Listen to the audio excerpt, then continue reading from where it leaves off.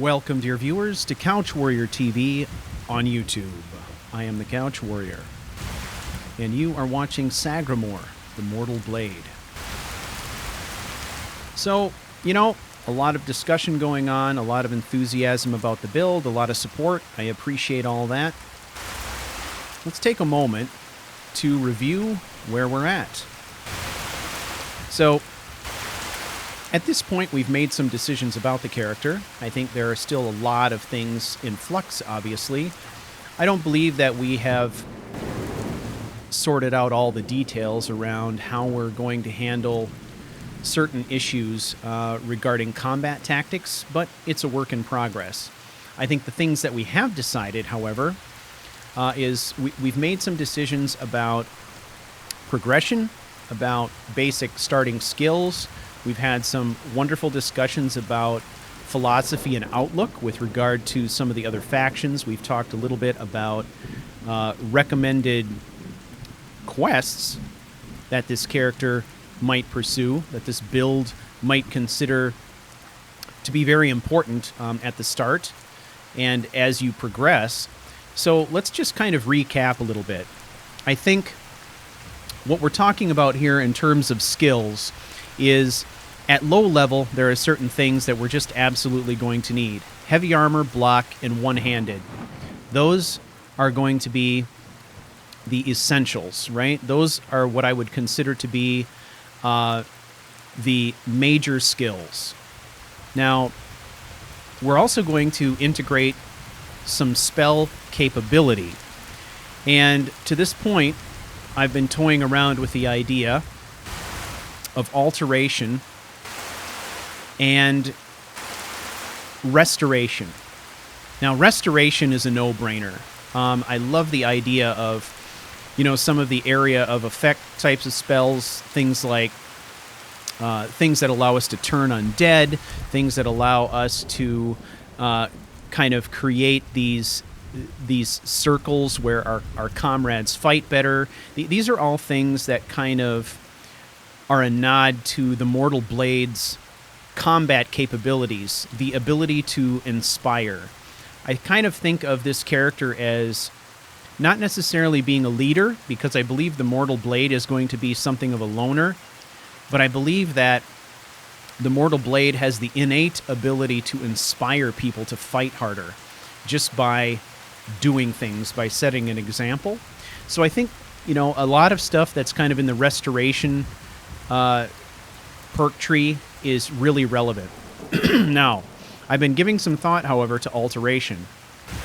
And alteration really consists of what I consider to be a lot of utility type of spells, And the only thing that I can think of at the moment that might possibly be helpful to a character like this would be some of the some of the shielding type of spells, the protection spells, right? So, stone skin, iron skin, stuff like that. And that has me thinking that alteration may not be a good tree to recommend. So, at this point, I am officially ruling out alteration. But I am toying around with the idea of including destruction.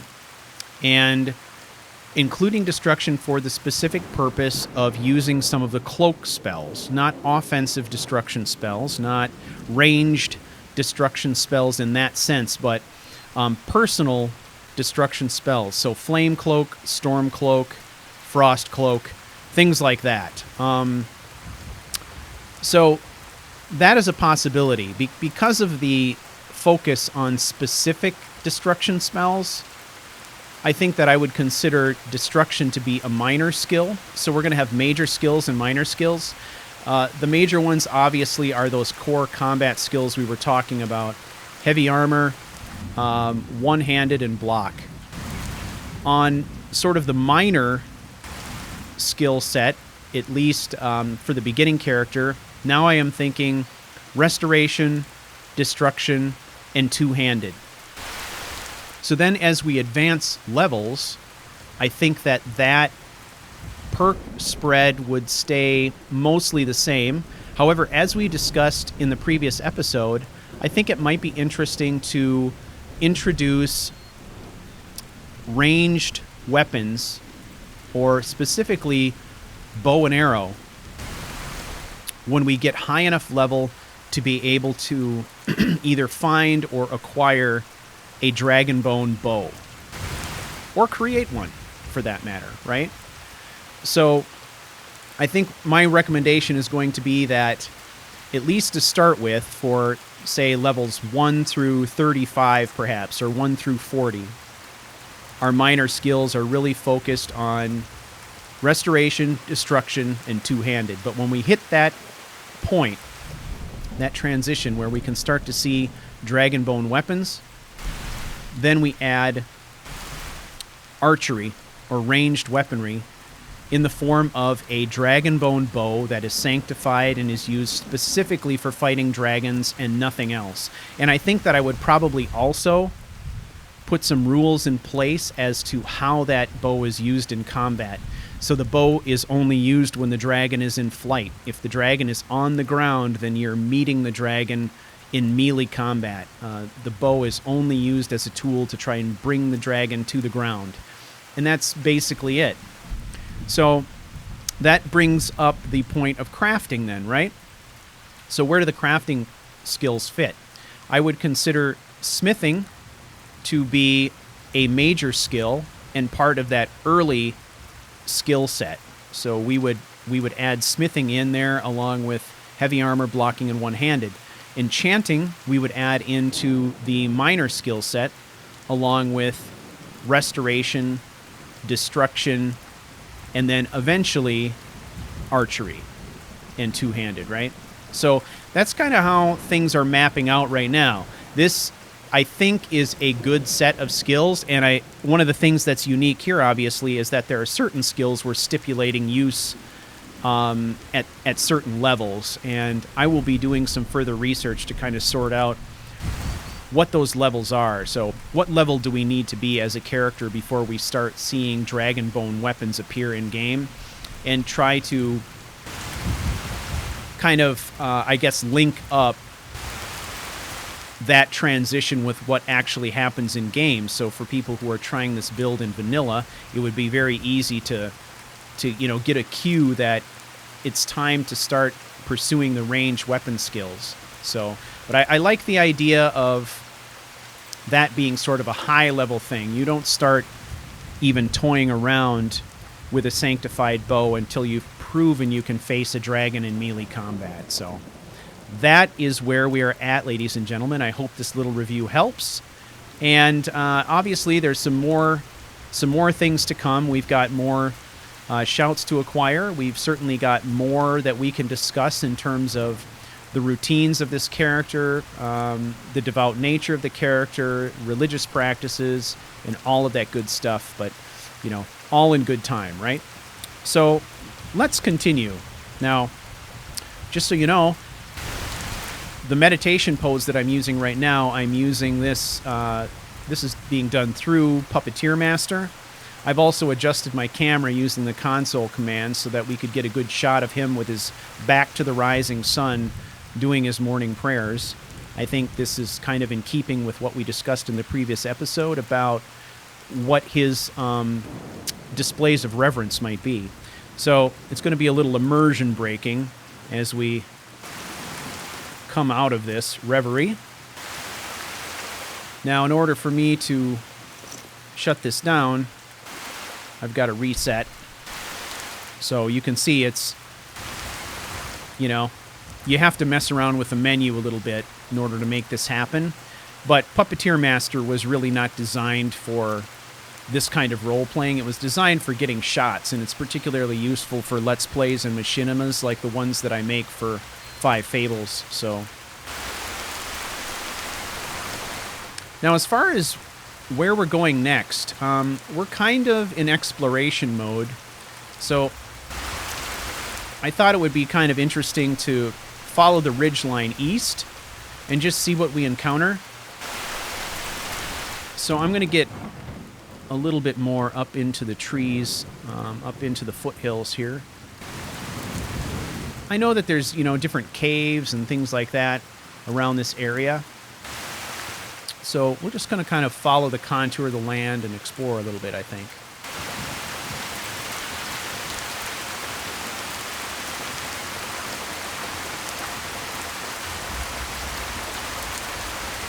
Getting a little sun shower here. This is really cool.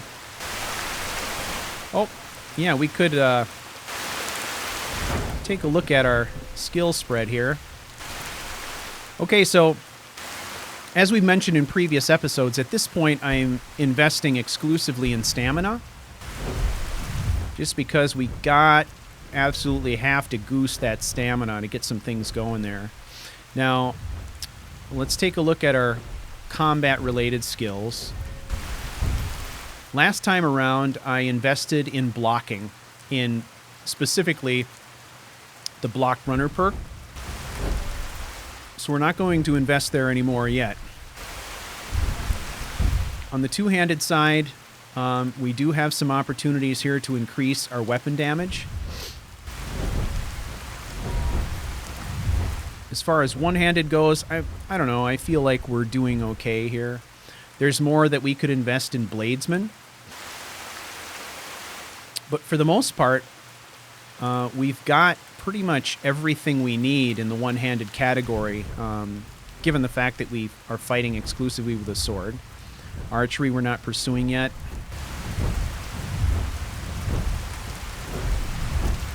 So then that kind of brings us then to these sort of minor skills. There's destruction and restoration,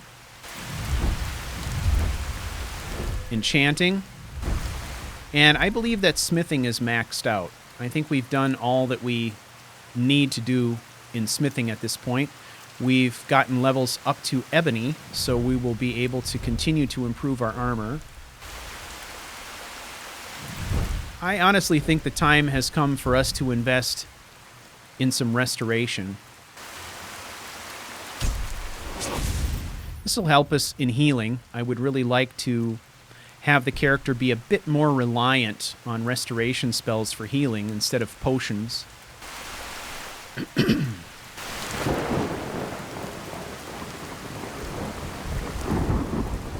Anyway, I'm interested in your thoughts on the progression. This is really, this whole exercise is really just designed to be messy. I mean, we're trying things out, we're thinking things through, and hopefully what we end up with is a nicely documented build that you can try out and start using at first level and build your story around. So, all of this testing and all of this messing around has been completed, and you won't have to worry about it. Honestly, when we get to that point, I may actually play this whole thing through again from level 1, just because I like the concept. I've got 2 other build concepts I'd like to do an exercise like this with. One of those we've talked about previously, that being the Apocalypse of Hermaeus Mora.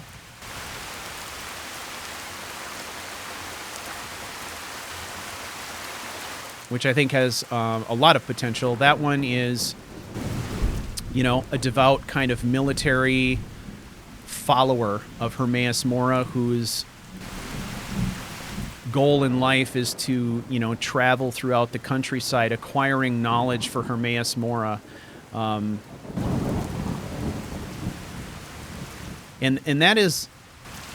that concept is one that, is, again, kind of a zealous character, but more pious, I guess, associated with a specific god, worship of that god, and the acquisition of knowledge is kind of like, I would think, an offering to the god, if you will, which is something different than what we're doing here.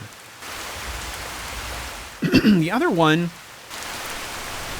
was a concept that I've played around with before, but never made a really kind of concerted effort to invest in and develop.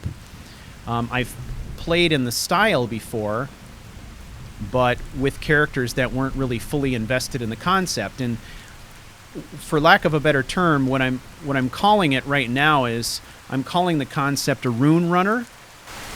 And essentially, it's kind of like a lightly armored and equipped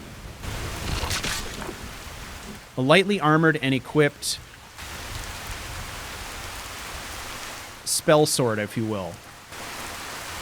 Really? We're doing this?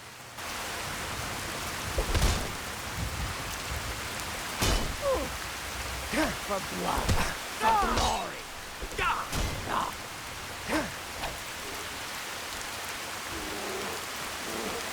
Enough of this.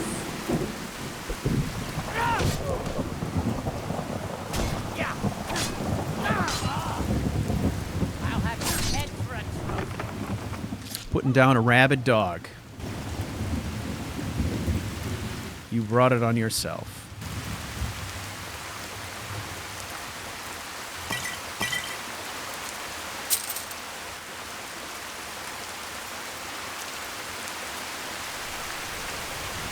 All right.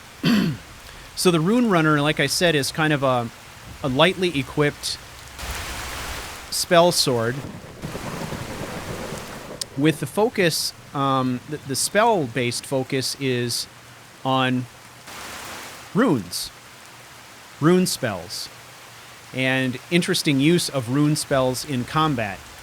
And so there are really some kind of cool things you can do with rune spells cast on floors and cast on walls and stuff like that. It's a pretty cool thing to kind of experiment with.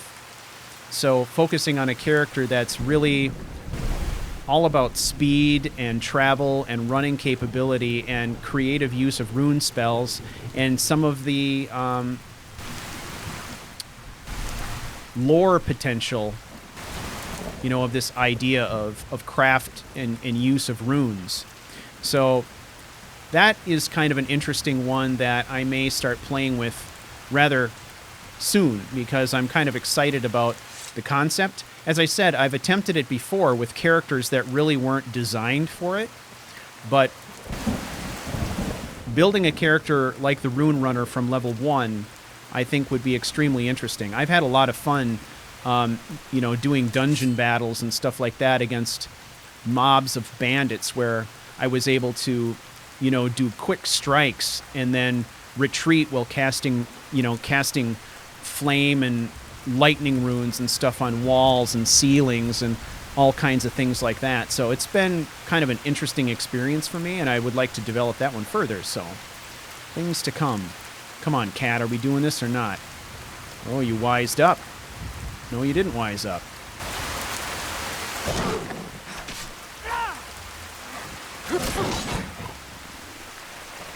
Yeah. Interesting. All right, let's continue.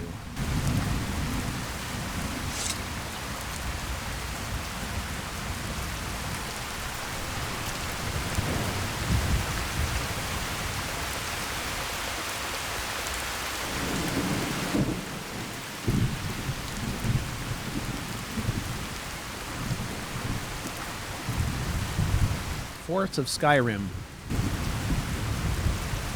Dangerous place.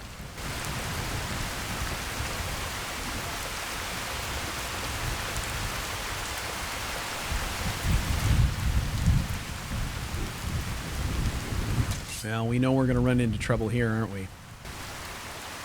Let's see where we're at here. Unrelenting Forest is the old standby. Excuse me. Dragon aspect, we've done a little bit of that.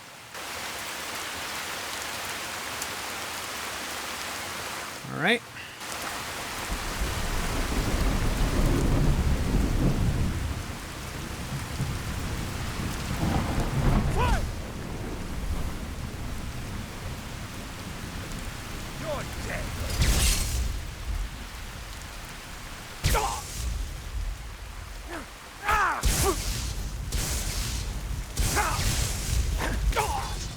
What the holy hell am I doing? Seriously.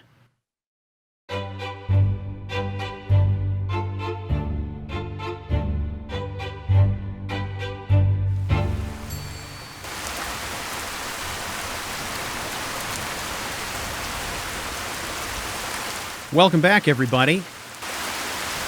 Boy, did I screw the pooch on that fight. Oh my god.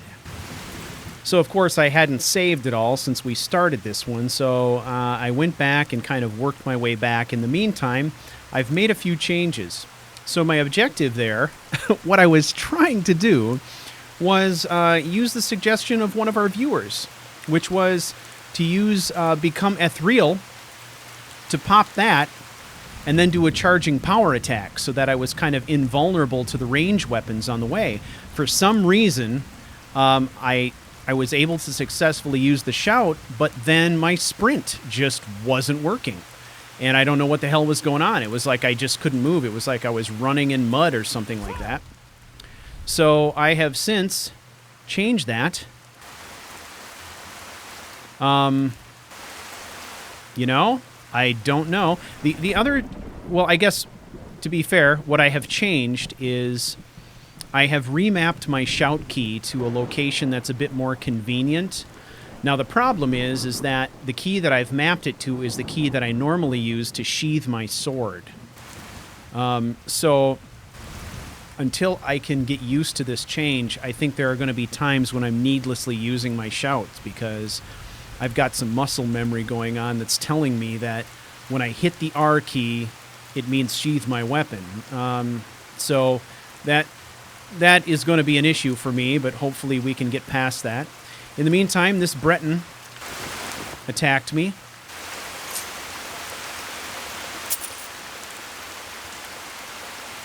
A few items here may be worth taking.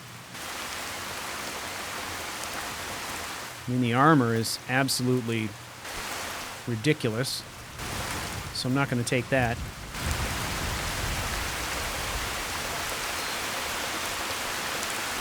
But it also calls into question, man, those lightning bolts just totally brought Sagramour to his knees. So it, I think, makes a lot of sense that if we review... I've got some boots that have fire suppression on them. Boy, that fire suppression is great, but, I mean, we also need, I think, equal protection from lightning attacks. Now, we do have, I think there's some innate protection, right, against frost. Yeah, so we get 50% protection from frost, and we currently have 50% protection from fire because of that, the enchanted boots, but we also need to supplement that with some protection against lightning. That seems to be a real vulnerability because, I mean, I wasn't keeping track of how many times he hit me, but it was only three or four times, and that was basically it. So, yeah, we gotta address that issue.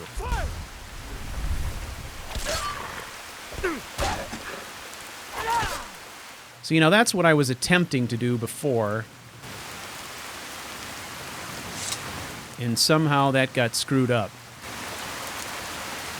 But I've seen this glitch a few times too, where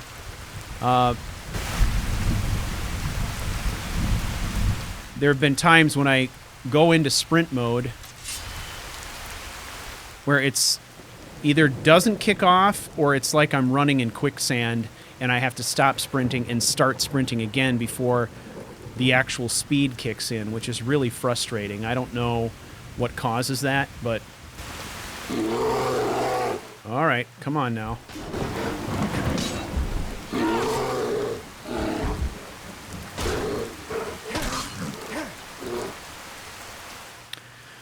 So, that's something we'll just have to keep an eye on. All right, let's sort this out now. I'm going to do a quick save here. And I've got Become Ethereal as the shout right now. So we are going to attempt to get a leg up on this necromancer. See, running in quicksand, running in quicksand.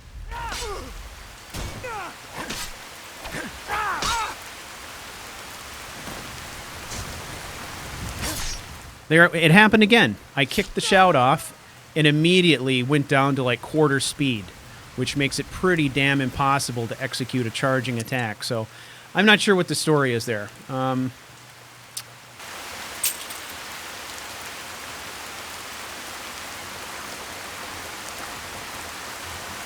Resist magic. We'll take that. So I'm not sure if there's a specific reason for it, but maybe I'll do a little of investigation, see if I can, you know, figure something out. Otherwise, it may just be some kind of a glitch that we're just going to have to be aware of and deal with. Maybe there is nothing that can be done. I don't know. All right. It's locked. I was intending to sheath my sword there. This is going to take me a while to get used to. I'm just going to go all over the place in ethereal form. Of course, we also recognize the fact that this means that I'm going to be mistakenly doing unrelenting force shouts on guards and stuff like that, and probably getting myself in a lot of trouble until I relearn this key mapping.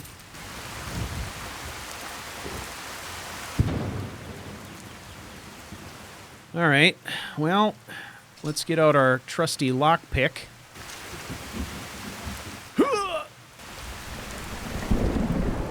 Got it. Those are all useful. See? Sheathing the weapon. Damn it. This is going to be impossible. Just for a little perspective, I've literally been using R as my weapon sheathing key since 2011.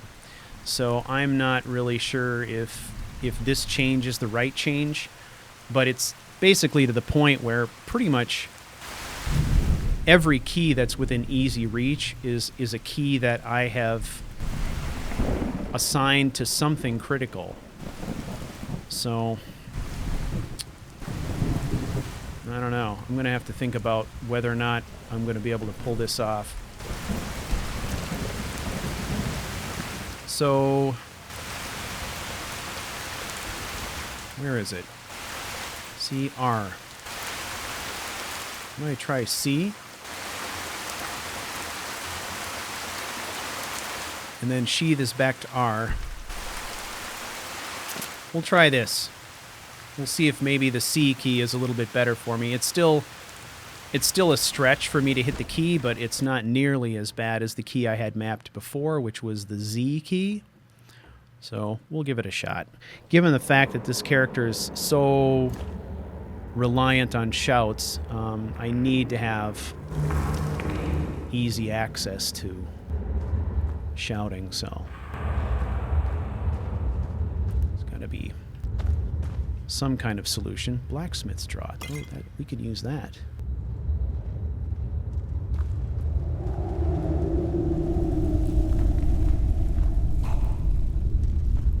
Oh, it's Draugr time. Look at that.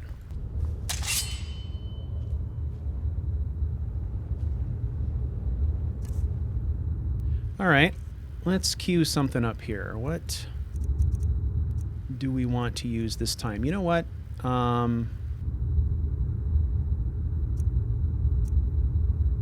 Recharge. Recharge.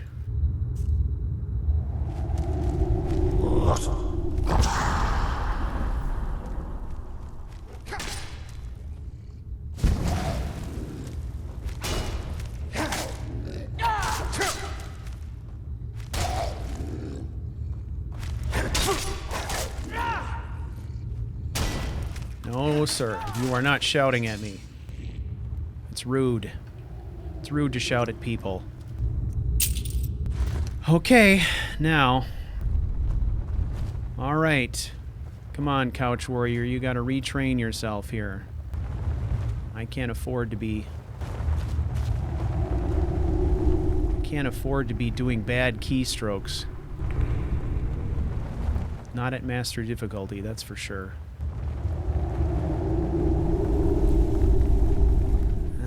Okay.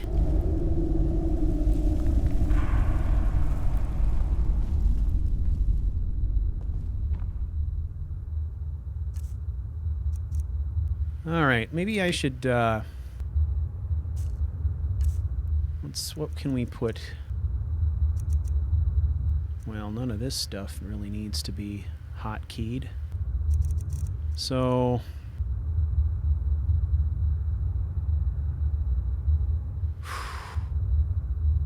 Number 1, that is our sanctified weapon. Let's review. So Blood Skull Blade is going to be our new sanctified weapon for the time being. So we're going to take that off. Now, if we switch over here, we don't need that mapped. Candlelight. Got a lantern for now. Fast healing, sure. Healing hands, no. Don't need that mapped. Well, we're just going to take some of the chaff out of there. Okay, so basically everything's mapped up to key 7. So key 8 is going to be our lockpick.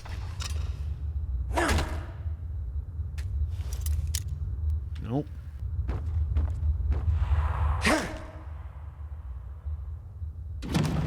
That did it.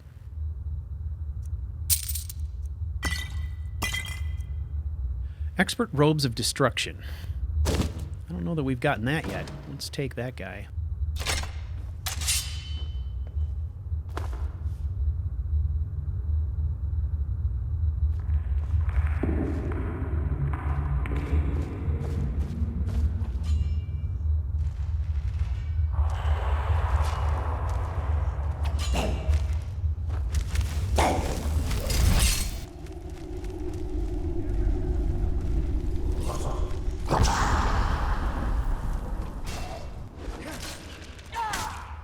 You're done.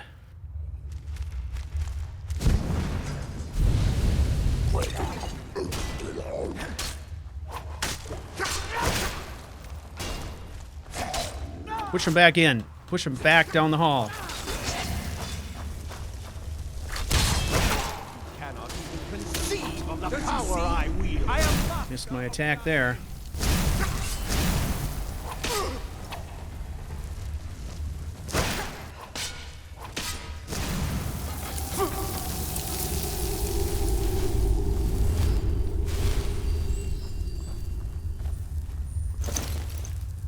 All right, here we go.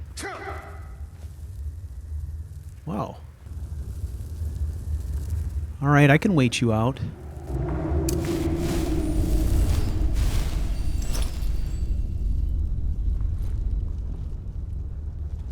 He's going to be cagey, I think. Playing it smart, maybe.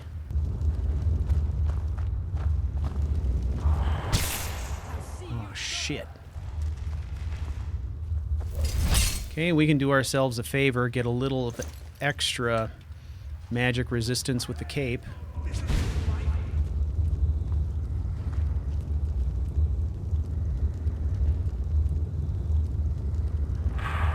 I'm reluctant to charge down there yet, just because I don't know if it takes a jog to the left or the right, if it opens up.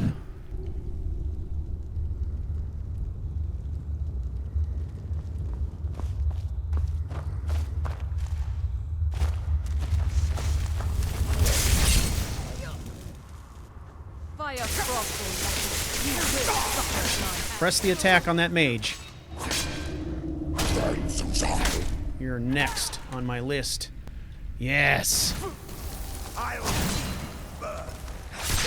There we go. Holy nuts. Woo!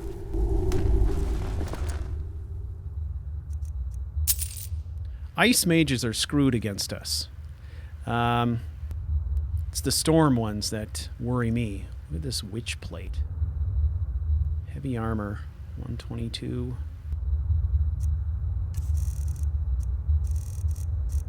How does that measure up? Oh, yeah.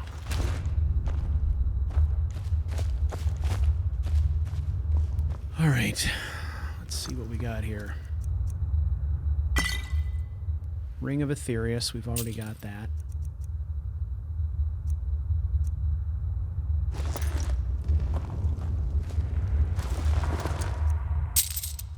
Silver ingot. Guess we could take that.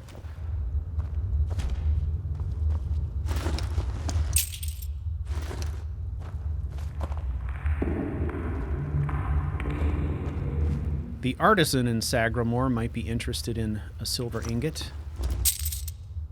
He is a fairly accomplished smith, by the way, so... Alright. Let us proceed with caution. Now, obviously, one of the things that we really need to do with Sagramour is take the time to go to a court mage and just stock up on some restoration spells. I mean, I'm still kind of using... There are better restoration spells I could be using for healing myself than what I'm doing now. At some point, I'm going to need to consider that. Conjurer's Potion. Don't need it. Lockpick. Huh. Doesn't seem... I got it. Better off if I do it in first person, apparently.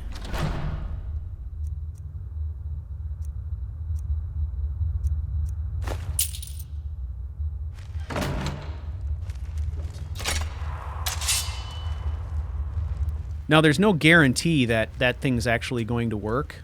Obviously, the lower level chest it is, the more likely I am to be able to bash it open. Whether or not I can bash it open,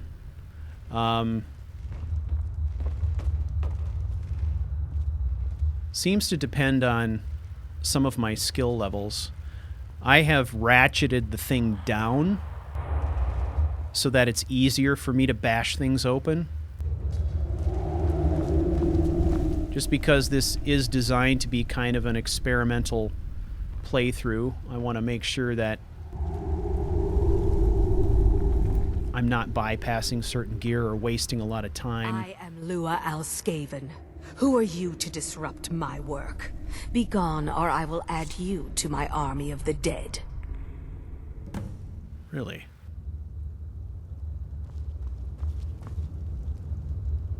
Kill Lua Alskaven.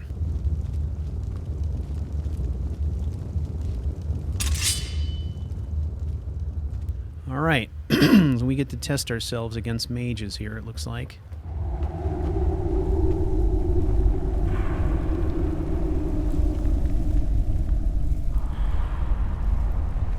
Huh? Well, here we go.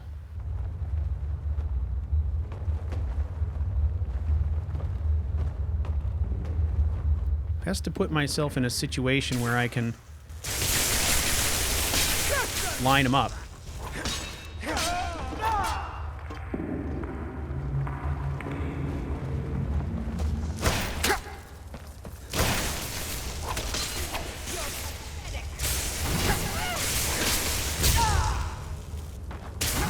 fucking lightning has to be a priority.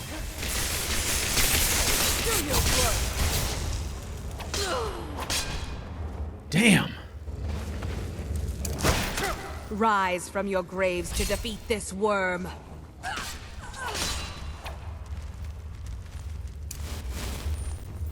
God, so much shit in here to trip over.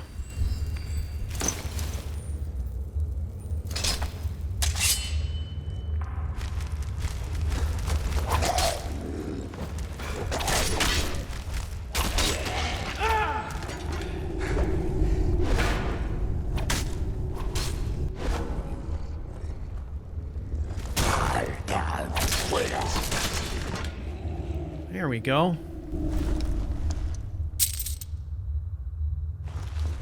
Well, we're pretty damn effective against the Draugr now, that's for sure.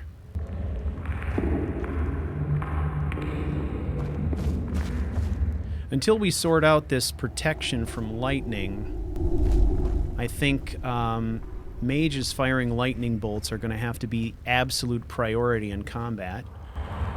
This was a rather frustrating room to fight in just because there's so much shit around here to get hung up on.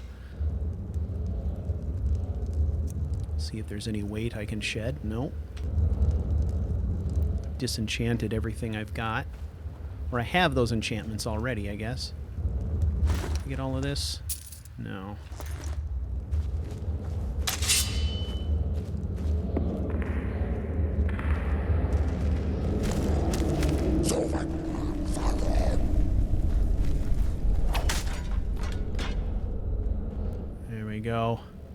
Nice, clean charging power attack. Happens so seldom. Oh, man. That's the thing I love, though, about a heavy warrior, either one-handed or two-handed, and the charging power attack with deep wells of stamina. Oh, the best in the world. Just, like, chain those together, man.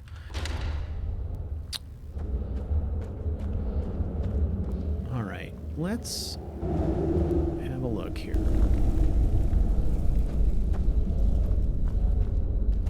That was Stormlord armor. You don't find it laying around very often, so I grabbed it up. Let's have a look. I'm just curious to see what that would look like. Huh?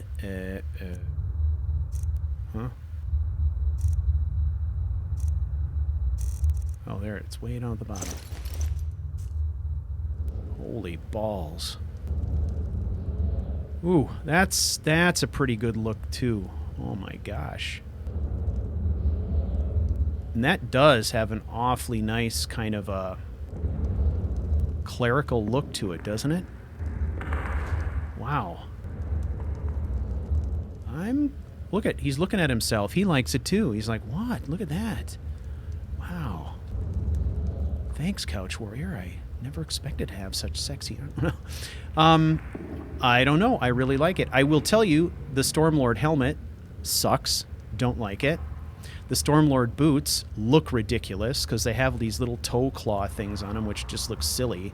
But when paired up with this ebony gear, this is not bad.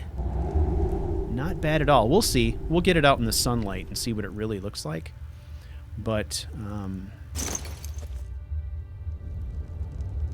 the way that the sashes and robes and stuff like that are incorporated into that could make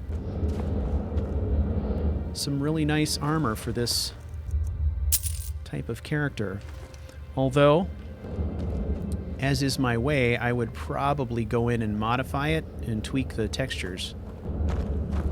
I'm not super excited about the blue. I might change that for another color, but...